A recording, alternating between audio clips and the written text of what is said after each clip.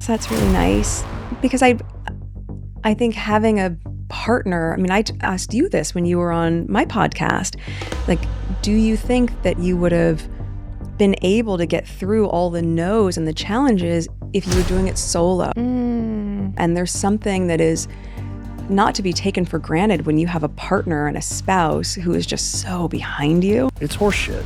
I just texted her back. I was like, I hear there's something about like pie. And then we ended up, she was doing something on Instagram.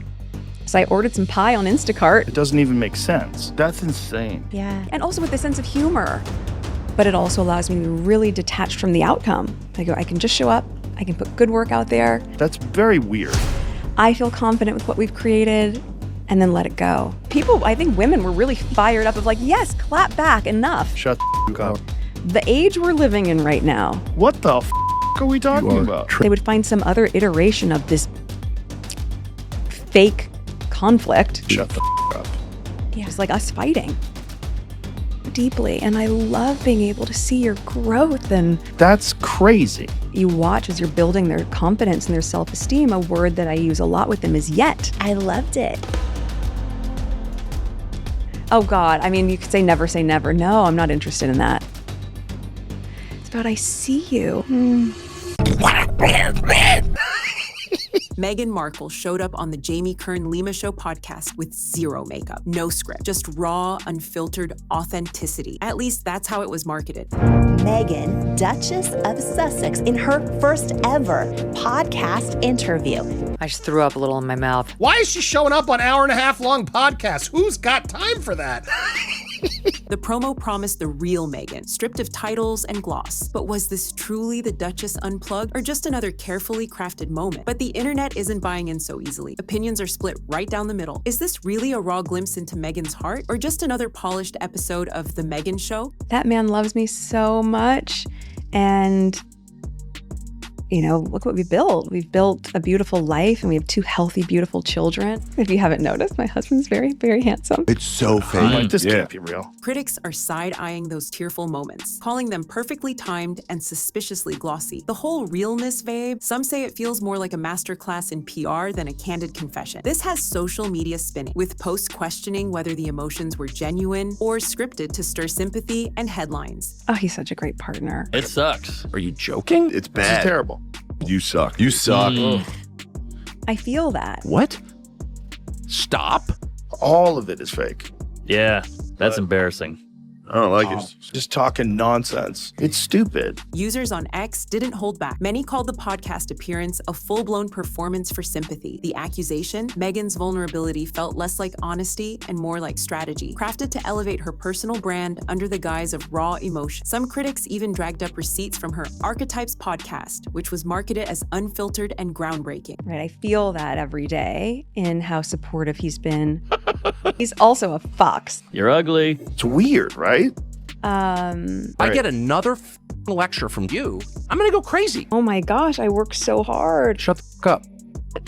You're a fucking idiot. But was later slammed for feeling overly rehearsed and tightly controlled. So now the question resurfaces. Is this finally the real Meghan, or are we just watching another carefully calculated act unfold in real time? I heard that you've been talking shit. Maybe 1%? Meghan, true to form, opened up about her new lifestyle brand and life as a mom, sharing that she writes nightly emails to her kids. And so I'd created for the kids these email addresses that sort of like names, again, that you would never guess, that I will give them at some point in their lives when they're older. But before I go to bed almost every night, I email them. Wow. Meghan, my God, you get praise every day, getting attention every day. You got to praise yourself on Mother's Day? Really? It's all branding. Did you notice it? It's all branding to make herself look more relatable and motherly. One of which she even read aloud during the episode. Her voice quivered, she laughed through tears, and at one point she joked, "This is why it's nice not to have makeup on." What's that about? It's like, it kind of, And there's video footage of it. I've really tried to distance myself from all of it. And No. Jamie, play it. that man loves me so much. And, you know, look what we built. We've built a beautiful life and we have 2 healthy, beautiful children. What do you mean by that? He's also a fox. Right. Right. Yeah. Slay the dragon, save the princess. It's all bullshit. Hey, just sending love and checking in. Shut the up. No, but it's a good one. Who the are you? About what? What now? What is it now? What the did you just say? But there is something really disturbing. These are your last moments. It's gonna be horrific. Yeah. I loved it. Host Jamie Kern Lima praised the moment as raw and soul-filling, painting it as one of the most genuine glimpses into Meghan's life yet. There are times we get together and I'm like, I just want to have DoorDash come in. And you're like, let's make some. And I'm like, No, I don't want to cook again, Meghan. My God, take a break. But skeptics, they weren't exactly sold. To them, the misty eyes and tender mom talk felt a little too on-brand, too neatly packaged for public consumption. Once again, critics question, is this heartfelt connection or just expertly crafted content with emotional high points built for virality? would you ever run for office? No, Never. no, Never. never. Oh my gosh, I work so hard and I you? appreciate what hard work looks like. I like working hard.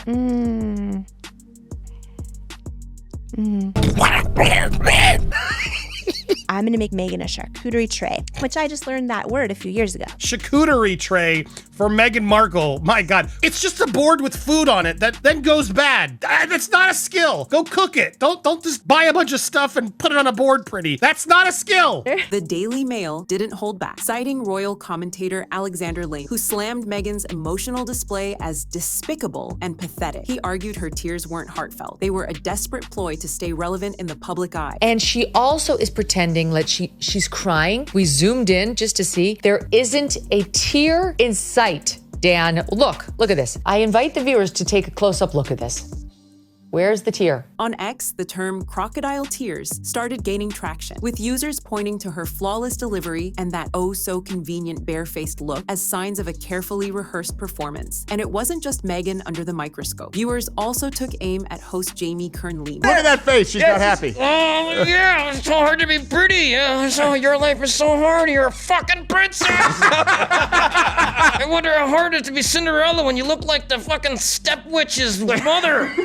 That's a character you didn't even know about. I didn't even know you were black. Many said she came across as strange, overly polished, and robotic, spending the entire interview showering Meghan with non-stop praise. Online, the vibe was clear. To many, this didn't feel like a raw conversation. It felt like a PR campaign wrapped in a podcast. Not everyone's buying the vulnerability act. Hearing Meghan talk about Harry and how much of a fox he is. He's also a fox. If you haven't noticed, my husband's very, very handsome. I mean, have you ever heard somebody have to try so hard to be like, put it out there? I'm not buying it. I was so happy.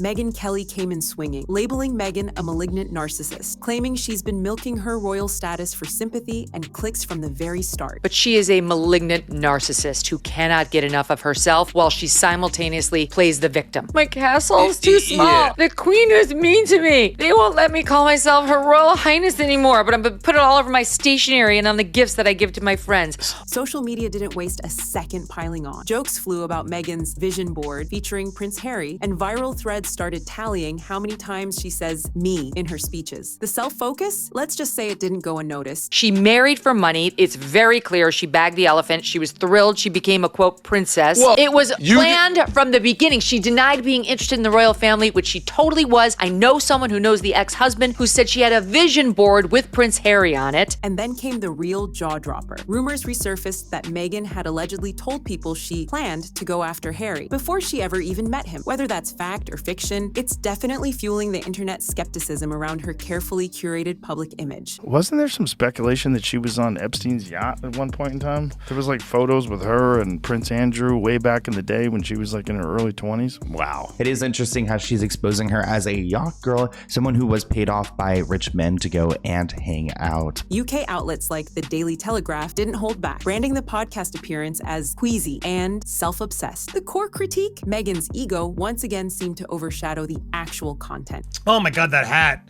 Oh God, he's so hot. Look at him. Isn't it Prince Harry? She bagged a fox. But look how nice is she. Pulling away from her lovely prince. It's so good. Who's filming this? Let's not forget, her podcasting journey began with a headline-making $20 million Spotify deal back in 2020, promising to deliver uplifting, meaningful content. The result, Archetypes, a 12-episode series that finally dropped in 2022, aimed at tackling stereotypes women face and featuring A-list guests like Serena Williams and Mariah Carey. But despite the star power, critics argue it often felt more like a self-promotion vehicle than a platform for real conversation. But the shine didn't last long. Critics quickly turned on Archetypes, calling it self-indulgent and overly focused on, well, Meghan, the independence. Olivia Peter went so far as to label one episode the most self-congratulatory 57 minutes of audio you'll hear all year. And on X, reactions echoed the sentiment, with some dismissing it as woke nonsense, or simply Meghan talking about Meghan. Even on Reddit, where some fans appreciated the podcast's feminist themes, many admitted the delivery felt overly produced and lacking real depth. And that's, I think, the best part about being a mom. And we go back to like a love language or gifts. It's not about the grandeur of a gesture. It's so fake. This can't be real. It's weird, right? It sucks. Are you joking? It's This bad. is terrible. You suck. You suck. By June 2023, Spotify had quietly pulled the plug, axing the deal and closing the chapter on what was once a headline-grabbing partnership. Meghan's bare-faced, sweatpants look was framed as a bold break from royal polish. Just a woman, stripped down, showing up as her true self. But skeptics aren't buying it. To many, it screamed classic PR move. The no-filter branding, fans online mocked it, speculating that even her casual, makeup-free glow was likely curated by a behind-the-scenes glam squad designed for peak relatability. You have to imagine at the beginning, everyone has like butterflies. And then we immediately went into the trenches together. Yeah. Right out of the gate, like 6 months into dating. So now 7 years later, when you have a little bit of breathing space. Yes. Oh my God, there's something wrong with her. And here's the catch. It's hard to connect with someone who spends most of the time talking about how great they are and how great everything they do is. The vibe, less raw and real, more polished and performative. Prove that you're enough. You have to prove that you're pretty enough. You have to prove that you're smart enough. You prove that you're a good wife or a good friend. Or Meghan Markle sitting here talking about, I gotta prove that I'm pretty. And while she's a pretty woman sitting across from a bratwurst. Meghan Markle's latest podcast episode just reignited a firestorm, and it all started with her take on hard work. She laid out a jam-packed schedule, launching new-as-ever products, pumping out newsletters, strategizing social media, even editing her Netflix project. while also editing all the time-coded notes for season 2 of With Love Meghan, and then being in edits for the podcast and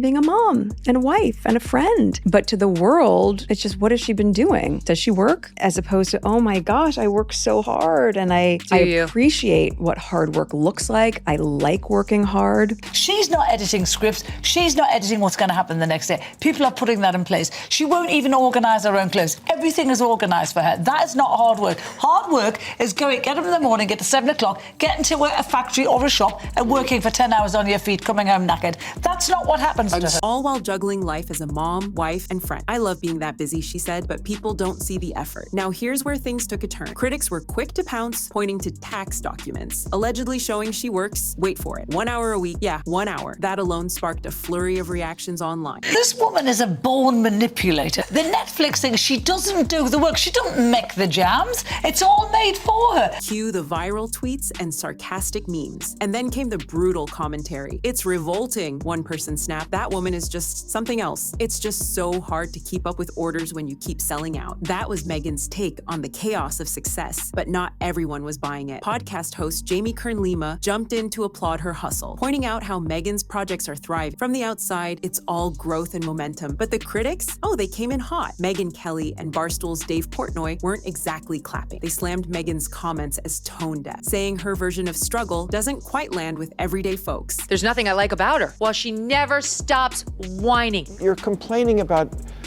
your hard life, and you're so privileged. It's just so weird. It's ridiculous. She can't fail, Portnoy argued, highlighting how most entrepreneurs don't have a royal safety net to fall back on. Megyn Kelly didn't just criticize, she doubled down, framing Meghan's hard work story as part of a bigger, calculated victim narrative. I love that your eyes are sparkling right now. Oh.